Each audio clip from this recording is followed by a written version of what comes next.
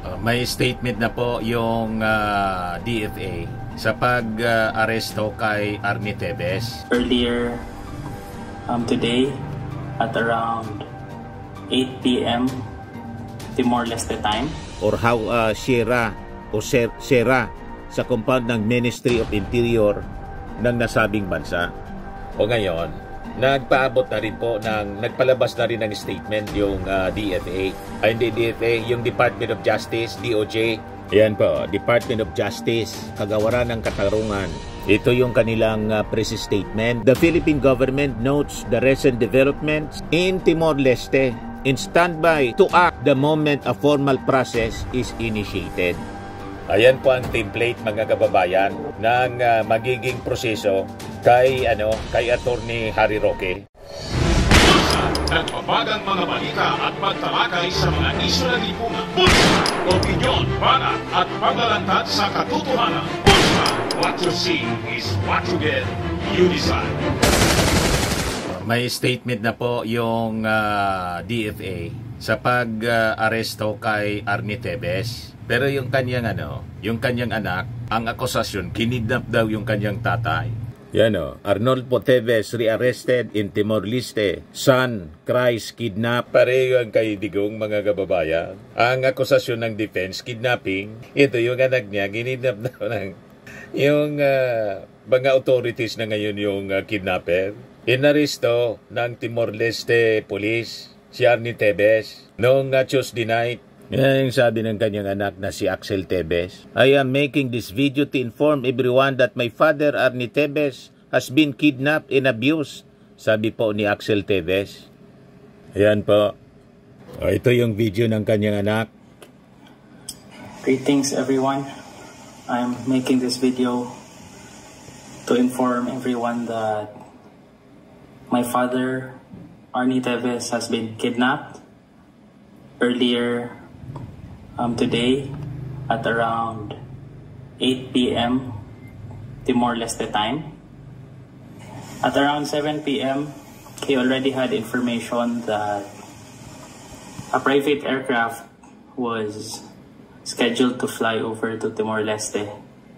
And then at 8 p.m. immigration officers arrived at his residence and picked him up. They just picked him up without documents, without warrants, or any form of legal documents. They just came in forcefully. They took him out forcefully. And right now, as we speak, he is still in the immigration building in Timor-Leste, being held illegally by the immigration officers, also surrounded by Timorese police. He is asking me to inform everybody about the situation, and he is calling out, we, the family, included, is calling out to UN Human Rights, and I personally am calling to every department all over the world. Please help us.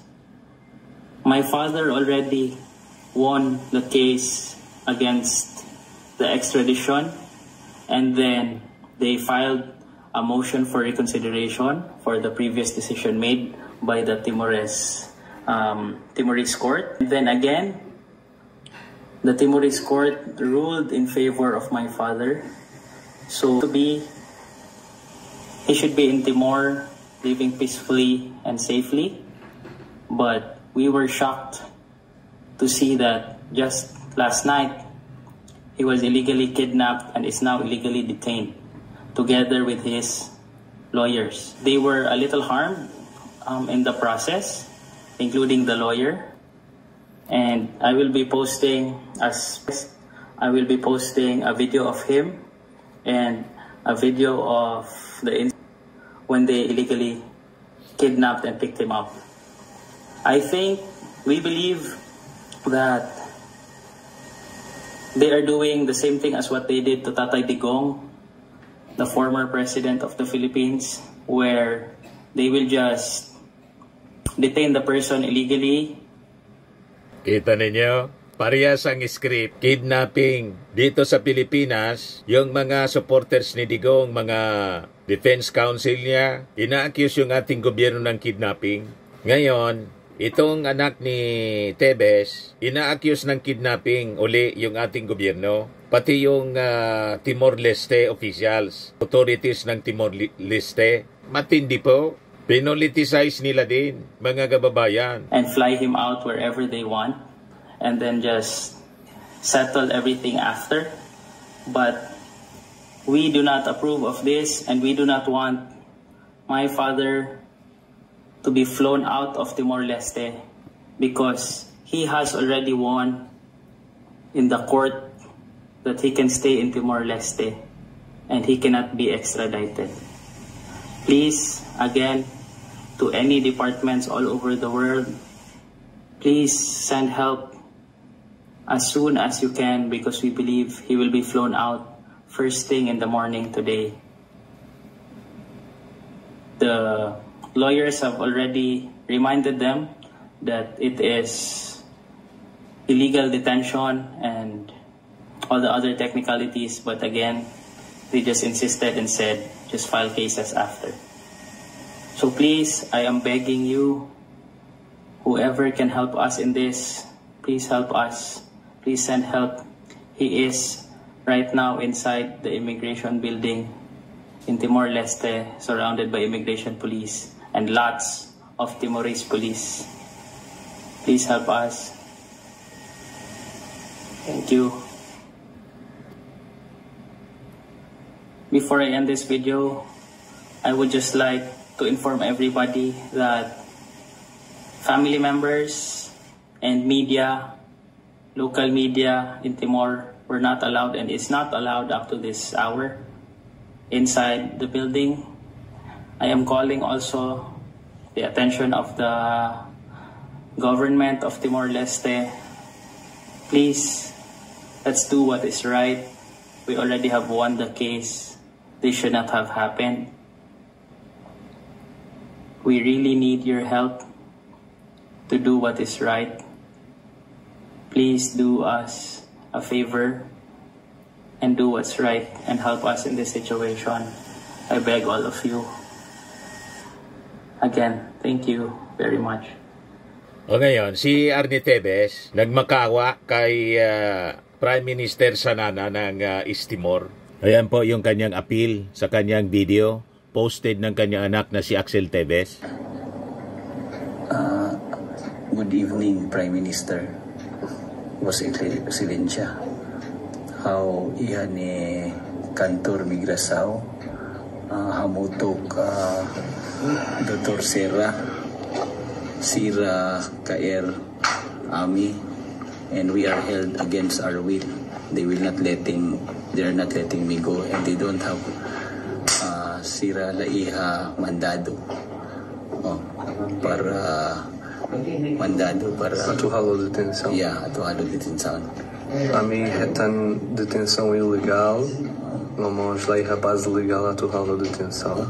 Ami usuhaw karik bele ami ajuda haw para ami bele pa una.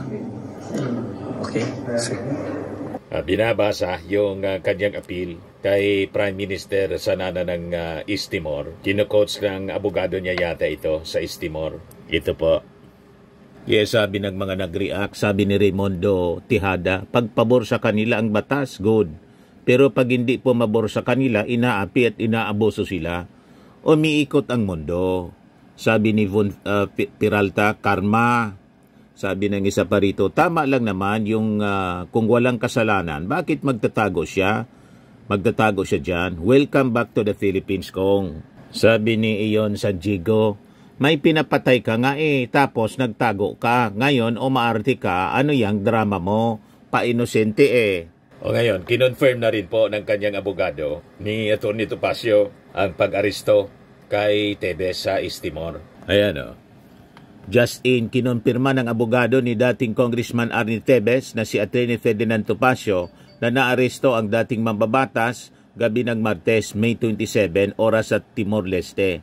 Ayon kay Topacio, nakadetine si Tebes kasamang kanyang Timor-Leste Council na si Dr. João Sierra Sierra sa compound ng Ministry of Interior ng nasabing bansa. O ngayon, nagpalabas na rin ng statement yung DFA. Hindi DFA, yung Department of Justice, DOJ. Yan po, Department of Justice, Kagawaran ng Katarungan. Ito yung kanilang press statement. The Philippine government notes the recent developments in Timor-Leste regarding Mr. Arnolfo Arnitevez Jr., who stands accused of multiple counts of murder in connection with the assassination of Governor Roel Digamo and other related crimes in Negros Oriental. We reiterate that the Philippines has been prepared to bring Mr. Tevez home to face the charges against him since the time our request for extradition was first granted. However, the decision was unexpectedly reversed, stalling the process. While we welcome the recent pronouncement from Timor-Leste indicating a renewed position that Mr. Tevez should not remain in their territory, we await their action. Whether we would simply be deported or he would simply be deported for being an undocumented foreigner or extradited forthwith pursuant to our pending application. We emphasize that the Philippine government has not been furnished with any legal or official document on the matter. Nonetheless, we are ready to arrange the transfer of custody by the most expeditious means once we are clarified on this issue.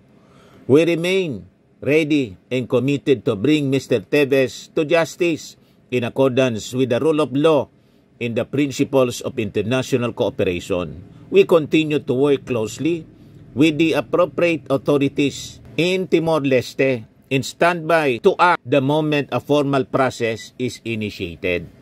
Ayan po ang template, mga kababayan, ng magiging proseso kay Attorney Harry Roque. Parehas ng ganyan. May request na rin ng cancellation na passport. Magiging undocumented alien siya. Pagdating ng oras, mga kababayan, i-extradite siya. Ay, i-deport siya pala. Ito extradition. Deportation si Attorney Harry Roque ang naghihintay sa kanya. Ang importante doon, ultimately, may harap sila sa hustisya. This time, si Arnie Tevez, mga kababayan. So, hintayin natin yung mga developments ng mga balitang ito. Kasi, ginagamit ng anak ni Tevez, inaalintulad sa nangyari kay Tatay Digong niya. Tatay Digong din yung tawag ng anak. Kinidnap daw yung kanyang tatay ng mga authorities. Ito naman po, Firmax Firming and Lifting Cream, pinapahid po sa mga pulses in affected area. Mainam po sa paninigas ng mga kaso-kasuan. Ito naman po, Automax Radiant Serum. Sa mukha naman yung application, anti-aging po siya. You will look 10 years younger than your age. Sa mga cancer patients naman po, baka lang gusto ninyo itong itry. Neng siya Red Mix Fruit Drink. Hindi mo po siya gamot, food supplement siya. Kaya lang, gawa siya, mga kababayan, sa goji berry. Yung goji berry may anti-cancer properties. O ngayon, yung mga inquiries ninyo, dumiritso na lang kayo sa aming messenger sa Facebook para masagot namin agad. Ayos pa? Ayos na ayos niya, Mr. Maravilla. At sa mga nagana po ng malinis and spacious fitness gym, pumunta lang po kayo sa aming Colossal Fitness Gym. May Grab Car Rental din po kami. Ito naman po yung bago naming product na binibenta online. Eye Glow Serum, whitening po siya. Tingnan ninyo yung epekto sa aking anak na architect before and now. Yung mga inquiries po ninyo, dumiretso na lang kayo sa kanyang Facebook account, Riz Maravillas.